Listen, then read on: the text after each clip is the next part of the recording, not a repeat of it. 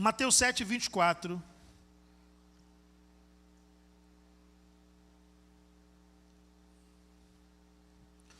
Todo aquele, pois, que ouve estas minhas palavras e as pratica, será comparado a um homem prudente que construiu a sua casa sobre a rocha.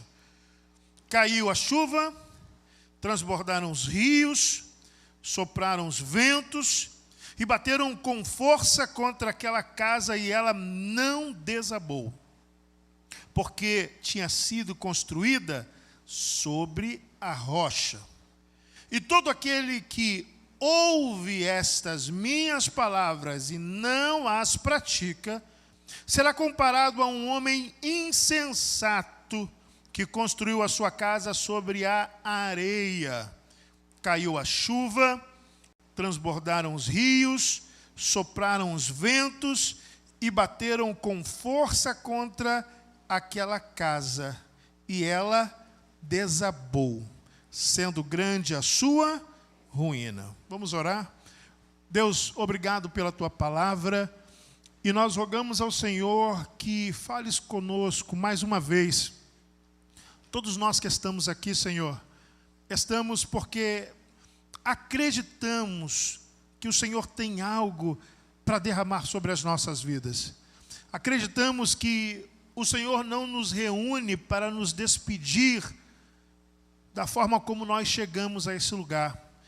Acreditamos que o Senhor tem algo que pode ativar em nós uma chave de transformação, de mudança, pode ativar em nós a força que nós precisamos para passarmos para o próximo nível. Por isso que eu te peço, fale conosco. Nós estamos iniciando uma nova campanha, e esta é a primeira mensagem desta campanha.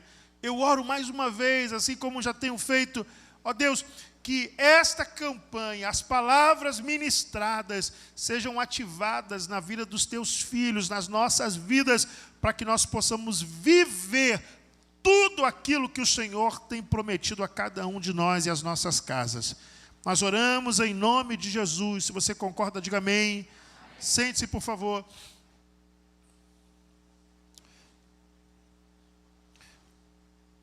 O texto que nós lemos, ele está contido na porção bíblica que nós conhecemos como Sermão da Montanha, ou Sermão do Monte. É um apanhado de ensinamentos que Jesus ministrou aos seus discípulos. E o que nós lemos aqui, como reflexão para esta noite, Jesus está dizendo aos seus discípulos: todo aquele, pois, que ouve estas minhas palavras. A primeira pergunta que nós precisamos fazer ao texto, e sempre que nós lemos a Bíblia, é importante que você tenha um papel e uma caneta, por mais que você goste dos eletrônicos, e eu também utilizo os eletrônicos, mas tem hora que o eletrônico acaba a bateria e o papel e a caneta nunca falham. Então tenha sempre um papel, uma caneta, um lugar para você registrar aquilo que o Espírito Santo vai falar ao seu coração, que não necessariamente será para uma pregação. Eu não leio a Bíblia somente para pregar. Eu leio a Bíblia porque a Bíblia é a forma com a qual o Senhor fala comigo também, enquanto pai, enquanto indivíduo, enquanto filho de Deus. Eu também falo com o Senhor através da oração, e Ele me responde através da palavra. A palavra do Senhor é a revelação do nosso Deus. Então, obviamente que o Senhor pode usar um profeta para falar comigo. O Senhor pode falar diretamente ao meu coração. O Senhor pode falar de forma audível aos meus ouvidos. Mas, via de regra, o Senhor prioritariamente fala conosco por intermédio da palavra. Por isso que Ele deixou registrada a palavra. Então nós temos aqui a palavra do Senhor. A Bíblia não contém a palavra. A Bíblia é a palavra de Deus. Então nós lemos a Bíblia e sabemos que é a palavra de Deus para a nossa vida. É a resposta aos nossos questionamentos. Quando nós lemos a Bíblia, Então é importante que nós façamos algumas perguntas ao texto. Lendo esse texto, o início diz: todo aquele, pois, que ouve estas minhas palavras. Algumas pessoas, às vezes, leem ou ditam o texto de forma equivocada, dizendo: todos aqueles que ouvem as minhas palavras. O texto não é todos aqueles que ouvem as minhas palavras, porque se fosse assim, poderia ser qualquer palavra. Mas aí está escrito: todo aquele, pois, que ouve estas minhas palavras. Então Jesus está usando um pronome demonstrativo. Dei uma aula de português agora, hein? Dando um pronome demonstrativo de proximidade, estas. Então é algo que está próximo. Então, o que Jesus está falando, próximo do que ele vai dizer a partir de agora. Então, são estas palavras a que ele se refere. As palavras que ele está pregando no Sermão do Monte. Não é qualquer palavra da Bíblia. São as palavras que ele está ensinando no Sermão do Monte. Então ele diz: todo aquele... Ué, tirou ali o negócio? Que é isso, varão? Me ajuda aí, Josh. Ele vai botar em evidência. Todo aquele, pois, que ouve estas minhas palavras. Então, todo aquele que está com ouvidos atentos ao que o Senhor está falando acerca do Sermão do Monte. E no Sermão do Monte, ele está falando acerca das bem-aventuranças. Nas bem-aventuranças, tem bem-aventurados que choram, tem bem-aventurados que têm fome e sede de justiça. Depois ele vai falar sobre adultério, vai falar sobre juramento, vai falar sobre oração, sobre jejum, sobre esmola. Então, ele trata uma série de assuntos que fazem parte da ética cristã. O Sermão do Monte são pregações de Jesus ligadas à ética cristã, ao comportamento que discípulos de Jesus precisam ter. Então ele está dizendo: os meus discípulos, aqueles que ouvem estas minhas palavras, eu os comparo a um homem prudente que construiu a sua casa sobre a rocha.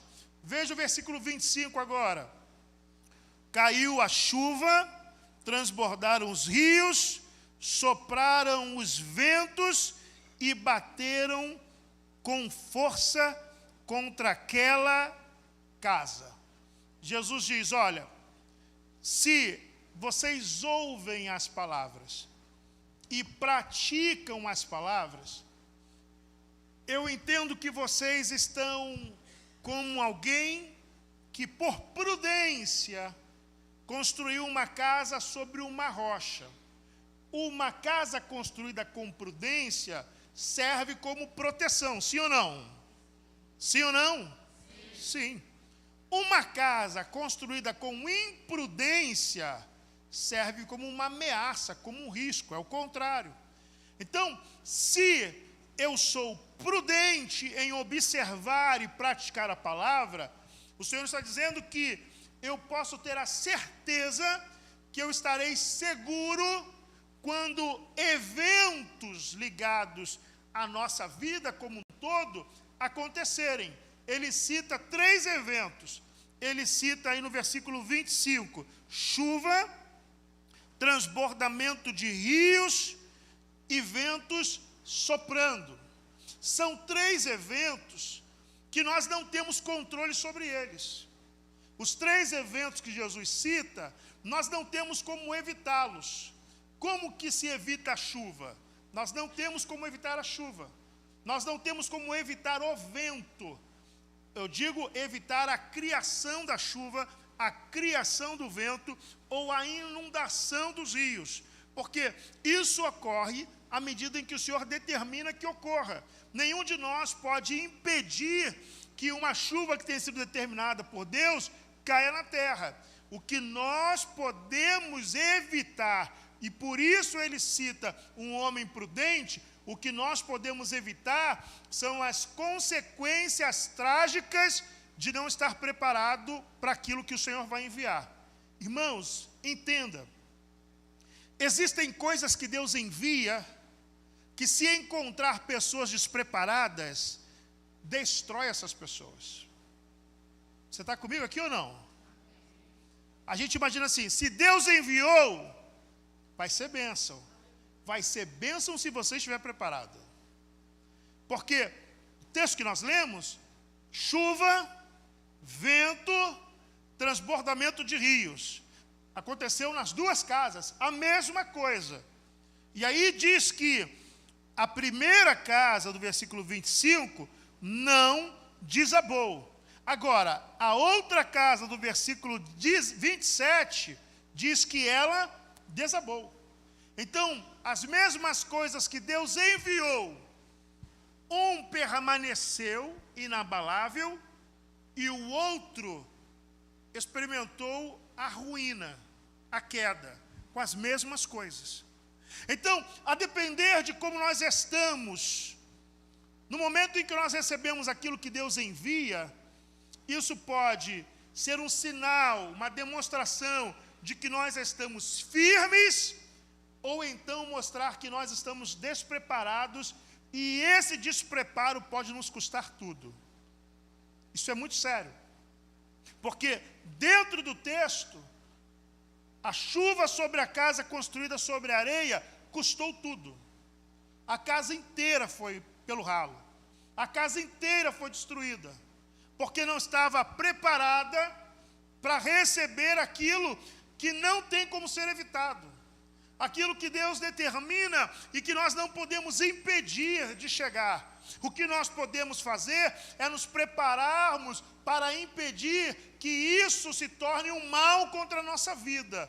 Pelo contrário, que isso prove que nós estamos realmente bem alicerçados e preparados, não apenas para as coisas boas que virão, mas para os desafios que também surgirão à nossa frente. Porque não se engane, desafios continuarão surgindo para mim.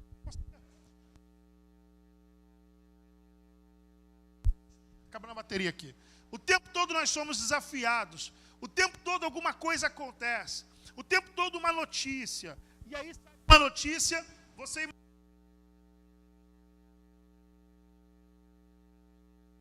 uma outra situação. Somos desafiados o tempo todo. Ou só acontece comigo? Mais alguém é desafiado o tempo todo aqui? Levanta a mão.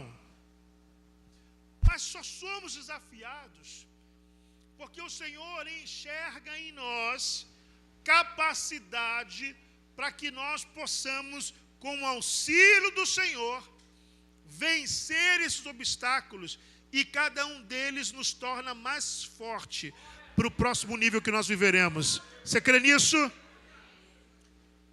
Eu já preguei aqui sobre quando Davi, cuidando das ovelhas, um leão arrebatou e ele vai lá e pega o leão e mata o leão. Depois um urso, e ele vai e pega o urso e mata o urso. Depois vem um gigante e o Senhor entrega o gigante nas mãos dele. O que é isso? Cada um daqueles desafios preparou Davi para o próximo desafio. Então, se você tem passado por desafios, saiba, você vai vencer esse desafio, diga amém. E Ele te fortalecerá para os próximos que virão, porque à medida em que desafios surgem na nossa vida, significa que a gente continua crescendo, que a gente continua avançando. Então, não reclame dos desafios que o Senhor envia, porque eles são sinais de que nós continuamos avançando de acordo com aquilo que Deus propôs como propósito para a nossa vida. O que nós precisamos, como família que quer ser protegida por Deus de tempestades, de inundações e de ventos, alicerçarmos a nossa casa na rocha, alicerçarmos a nossa casa na palavra de Deus. Irmãos, nós precisamos levar a palavra de Deus mais a sério. Eu dizia esses dias numa igreja onde eu estava ministrando, que os reformadores, eles lutaram para que nós pudéssemos ter o direito de lermos a palavra. Lutaram, alguns pagaram com a sua vida, derramaram o seu sangue, para que nós tivéssemos o direito de pegar a Bíblia, de abrir a Bíblia, lermos e termos contato com Deus. Hoje em dia, a nossa luta já não é mais pelo direito. Hoje em dia, a nossa luta é para que as pessoas tenham o desejo. Porque a Bíblia está disponível. A Bíblia como fonte de toda a informação, como manual da nossa vida, como bússola para a nossa fé, ela está disponível. Mas as pessoas, elas querem construir a sua vida num terreno que não dá estabilidade. Que terrenos são esses?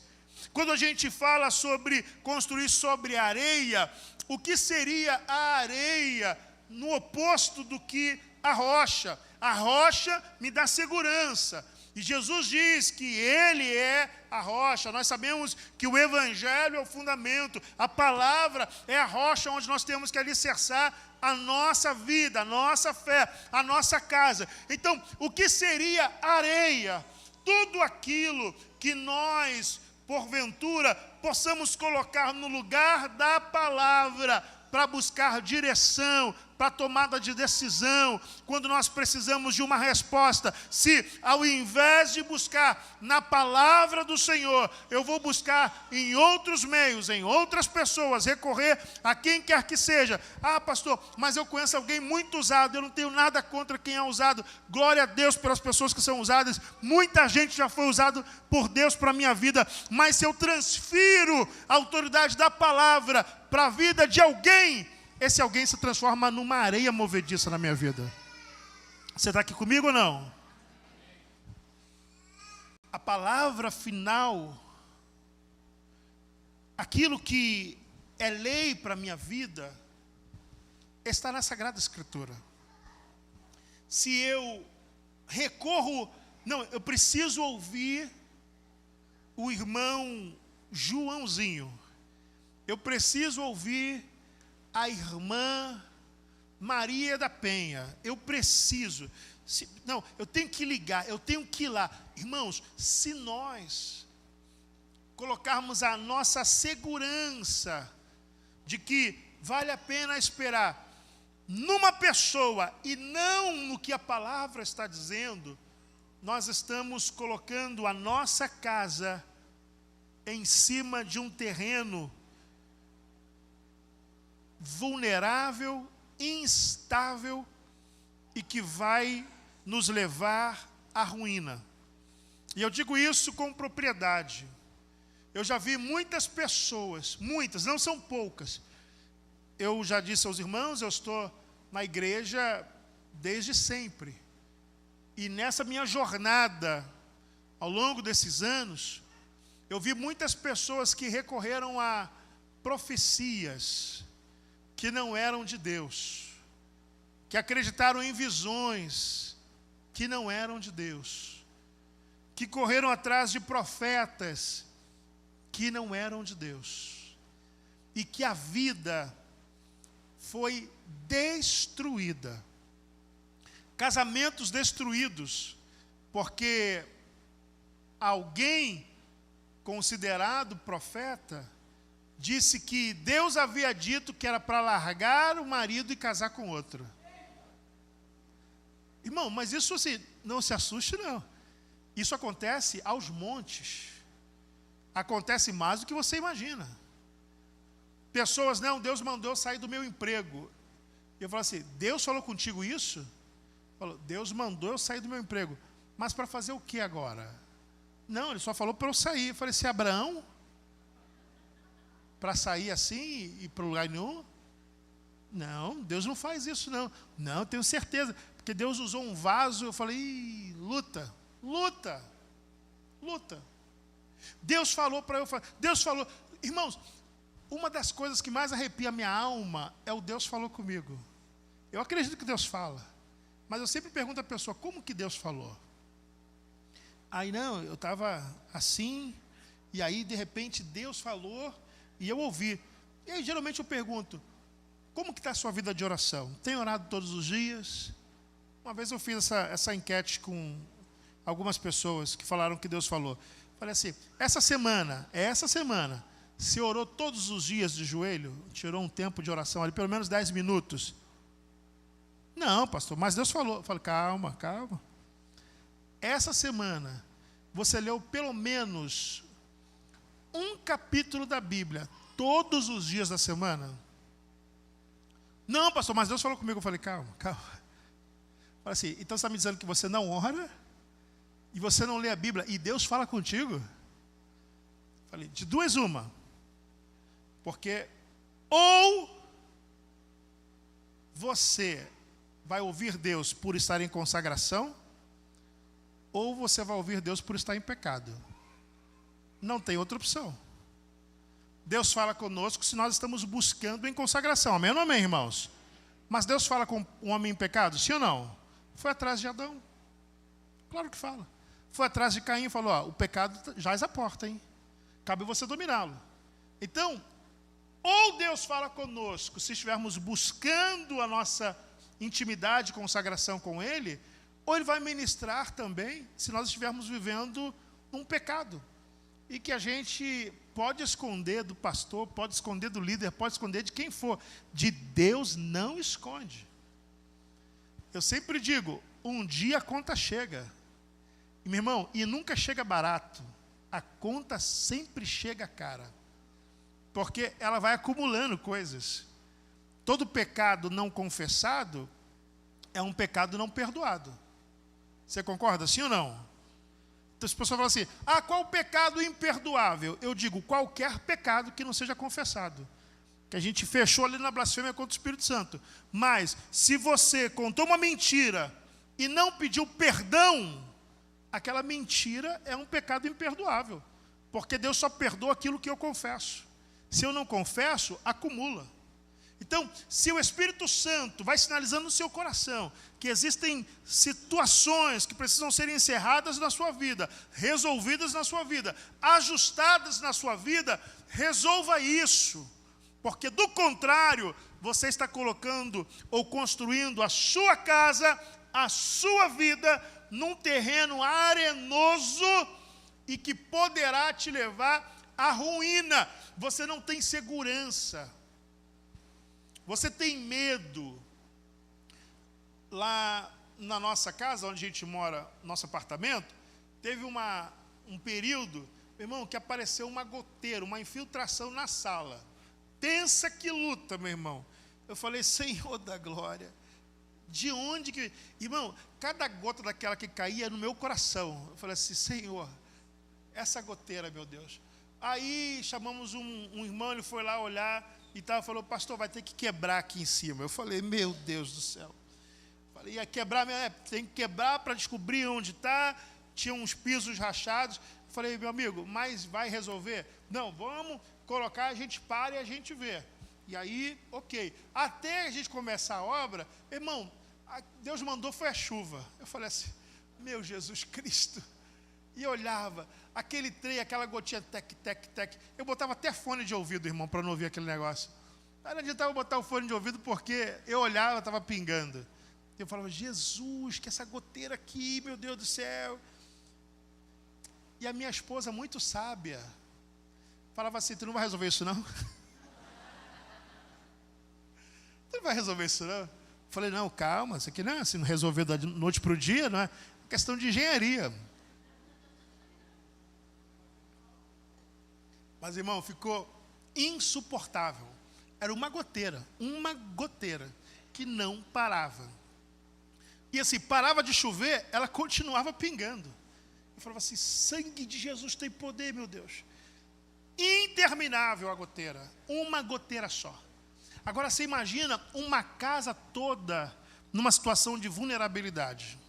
Uma casa toda instável. Resolveu a goteira, tá, irmão? Em nome de Jesus.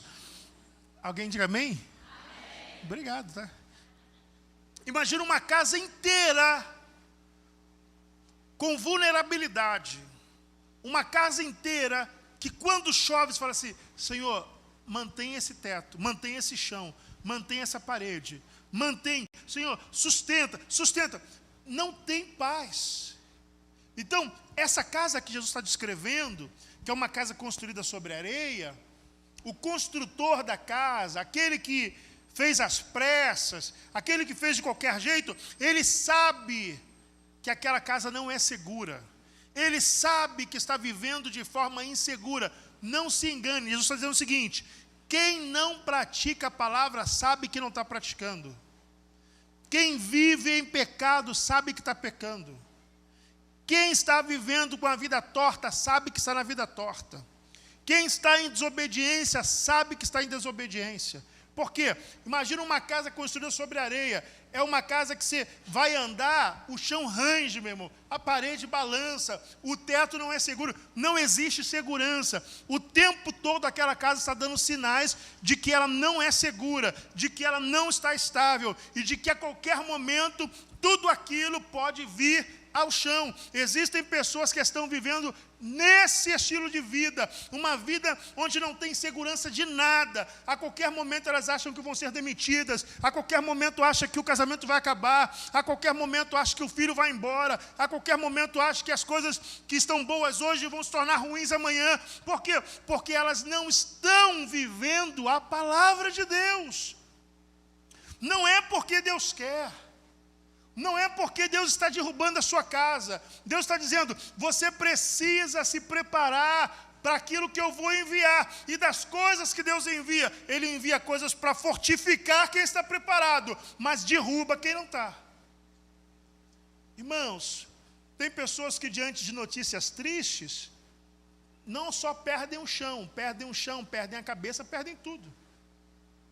Xinga palavrão, briga, bate nas pessoas. Fala assim: rapaz, mas tu não é crente? Ah, não, mas aí perdi a cabeça. Desestruturadas, pessoas desestruturadas.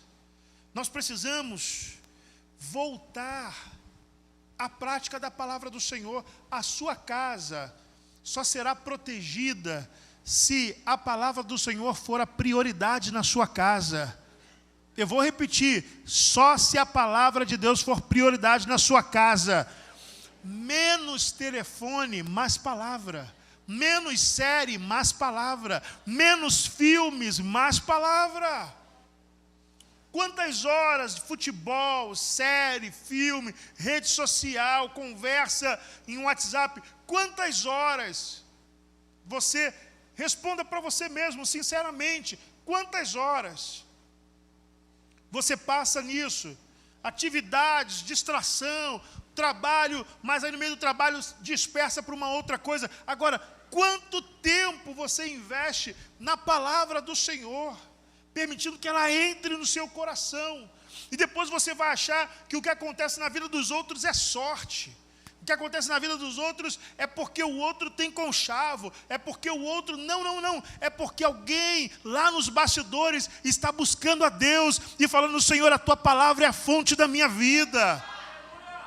O fato de você enxergar as pessoas de forma pública e não saber o que acontece no particular, quando entra no quarto e fecha a porta, porque a Bíblia diz que o Pai que vê em secreto te recompensará. Então, o lugar de buscar é secreto, mas a recompensa é pública. Você está vendo alguém sendo abençoado por Deus publicamente? Acredite, tem Bíblia e oração no secreto. Não é de graça. Não é de graça. Está pagando preço e é resultado. Isso é graça de Deus. O que vem sobre as nossas vidas é graça de Deus, é favor que nós não merecemos. Mas só que o sol, ele nasce para justos e injustos, óbvio. Mas a Bíblia nos diz que a chuva, o vento, a inundação também vem sobre justo e injusto. O sol não faz nenhum mal na gente. A Bíblia diz, Salmo 121, não te molestará, não vai te trazer moléstia, o sol não vai te adoecer. E nós vemos na palavra que a chuva, o vento e a tempestade também não vai nos afetar em nada. Do contrário, aquele que não teme ao Senhor, aquele que não vive pela palavra, essa pessoa está numa condição de vulnerabilidade, está correndo perigo. Jesus está dizendo: comece a praticar a palavra, porque senão você não vai suportar os ventos da vida. não vai suportar. Tem gente que está ficando pelo caminho, está ficando para trás. A culpa não é do pastor, a culpa não é da comissão de visita, a culpa não é da igreja, a culpa não é da integração, a culpa não é do departamento, é porque você sabe que tem que fazer e você não faz. Você sabe que precisa praticar e você não pratica. Você sabe que precisa orar e você não ora.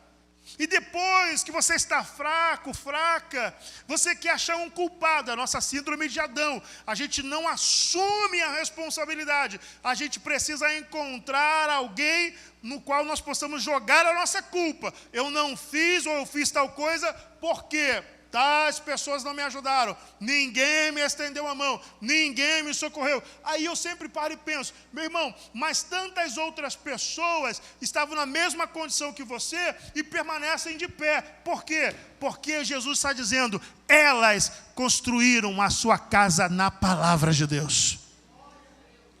Você acha que só a campanha, a oração que a gente vai fazer aqui vai resolver a tua vida? Você acha realmente? Senhor, vamos botar a mão, vamos ungir, irmão, a gente vai chorar, a gente vai para o monte, a gente vai brigar com o céu por você. Mas você acha que só isso vai resolver? Você acha que não tem uma contraparte? Você acha que Jesus te liberou, falou assim, ó, não, tu vive a tua vida aí, deixa que se o pastor não conseguir arrancar de mim, tu está isento. É o pastor que tem que arrancar de mim. Você acha que é assim que funciona no mundo espiritual? Ah, não, eu vou num outro pastor, que o outro pastor ora mais forte. Então, você é abençoado de acordo com a intensidade da oração de quem ora. A sua vida vai para frente de acordo com quem profetizar sobre a sua vida. Irmãos, isso não é bíblico. Isso não é ensino bíblico. Isso não é ensino de Jesus. Jesus está dizendo, todo aquele que ouve estas minhas palavras, não é qualquer palavra, estas palavras que nos desafiam, porque no Sermão do Monte, você está com a sua Bíblia aberta? A gente vai encerrar agora. Pastor, a primeira palavra da campanha, o senhor vem batendo desse jeito? 2 améns. Quais são as palavras? Jesus vem falando sobre as bem-aventuranças, aqueles que estão vivendo numa vida completamente desfavorável.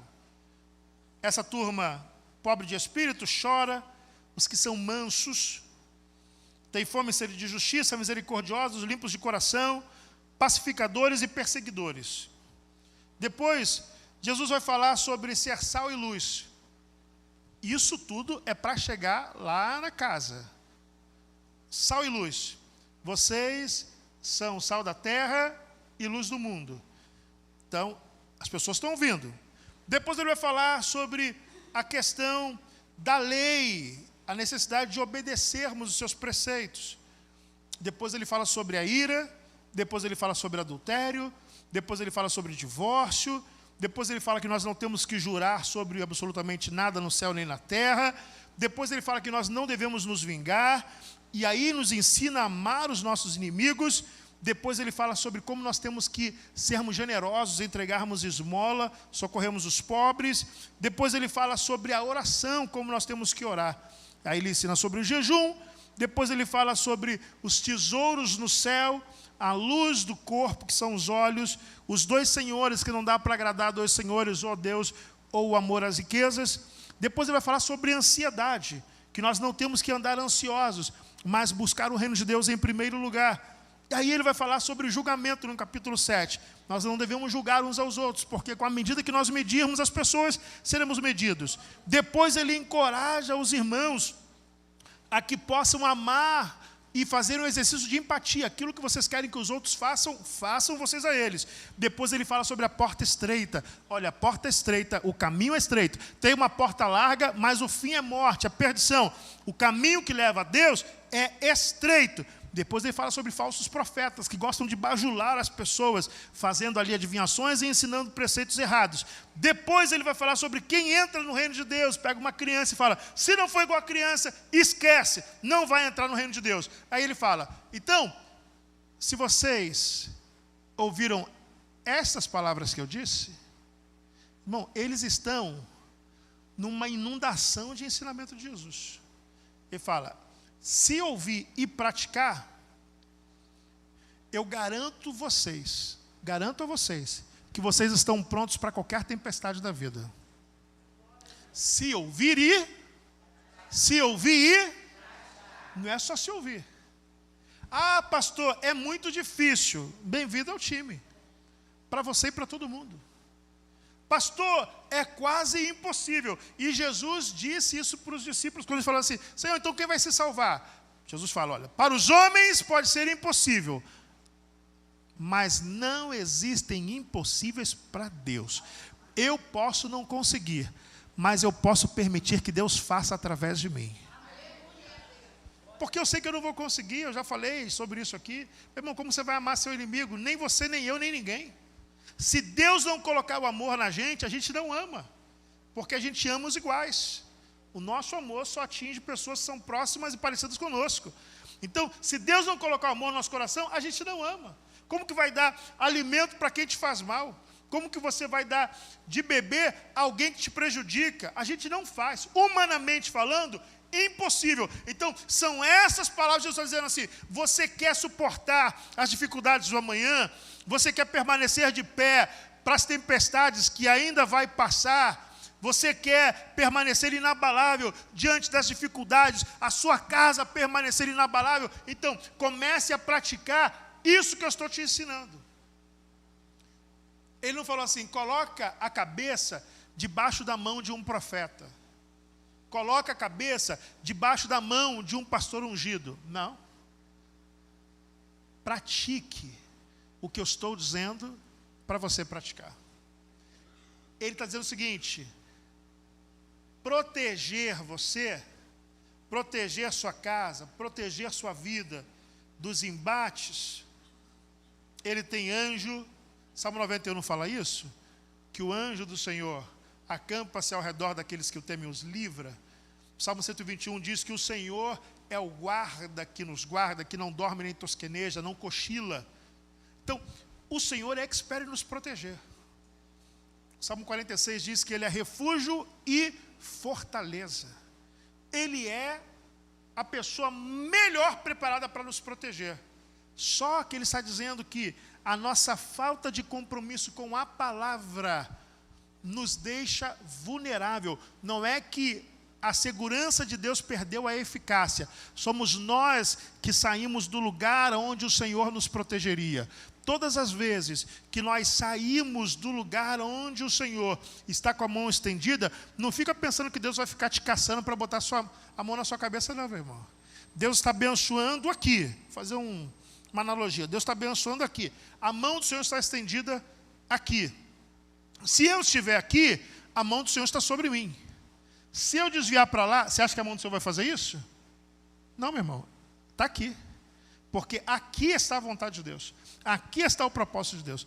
Aqui está o que Deus projetou para a minha vida. Aqui estão os planos de Deus para a minha vida. Aqui está o que Ele escreveu para a minha vida. Se eu vou para lá, você acha que Ele vai esticar a mão para me abençoar lá? Não. Fala assim, ó, esse aqui é o caminho. Ou eu volto para cá, ou eu fico por minha conta e risco.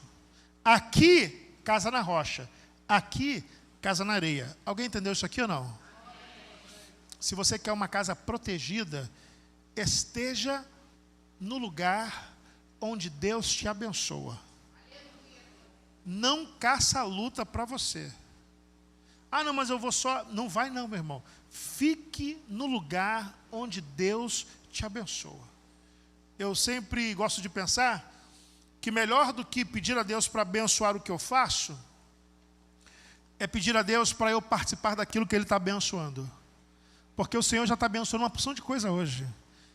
Deus abençoou várias coisas hoje. Então eu peço ao Senhor, me deixa participar de algo que o Senhor está abençoando. Essa igreja aqui está sendo abençoada por Deus. Então, meu irmão, fique nesse lugar porque você vai ser abençoado por Deus. E tantas outras coisas que o Senhor está fazendo, que Ele mesmo está abençoando. Uma obra que Ele começou e que Ele abençoará até o final. Então, permaneça naquilo que Deus está abençoando. E não fique pensando que a mão do Senhor vai atrás de você onde você estiver. Não, somos nós que somos guiados por Ele. A mão dEle que nos ampara, a mão dEle é que nos guia, a mão dEle é que nos direciona. Não somos nós que arrastamos a mão de Deus. A mão de Deus não vai se mover para onde eu quero. Sou eu que preciso me mover para onde Deus quer que eu esteja. Sou eu que preciso obedecer ao comando do Senhor. Sou eu que preciso me colocar no lugar onde Deus me abençoa. Se Ele diz, eu quero você aqui, meu irmão, eu tenho que ficar aqui, e não é ficar de bico não, é com um sorrisão no rosto. Falar assim, Senhor, é por Ti. Sorriso no rosto, meu irmão. Senhor, vou fazer por Ti. Senhor, eu vou por Ti. A gente vai fazendo por causa de Deus, e à medida em que a gente vai fazendo, Deus vai mudando o coração da gente. E chega uma hora que você fala assim, Senhor, é por Ti, mas agora também porque eu amo. Porque quando a gente fica no lugar onde Deus quer que a gente fique, Ele trabalha no nosso coração. E aquilo que em tese você fala assim, não, estou fazendo porque Deus mandou eu fazer, e tu fica assim de bico, e etc e tal, daqui um pouco você está assim, rapaz, oh Deus, você não quer que eu faça mais alguma coisa aqui não? Porque Deus vai mudando o teu coração. Agora, se você ficar lutando contra Deus, não vou, cada não vou que você diz, Deus está aqui, você vai indo para lá. As coisas vão dando errado, as portas vão fechando, vai ficando doente. Irmão, tem coisas que acontecem em sucessão na nossa vida, que você tem que ter um senso crítico, falar assim, opa, isso aqui não está normal não. Ou é só comigo? Mais alguém aqui? Tem que ter senso crítico. Calma aí, cara. Eu acho que eu tenho que rever alguma coisa, porque não é possível que uma sucessão de coisas assim, do nada passou a acontecer. Não é do nada. Então nós temos que, Senhor, é o Salmo 139, irmãos, toda semana oro em Salmo 139. Toda semana. Sonda-me, ó Deus.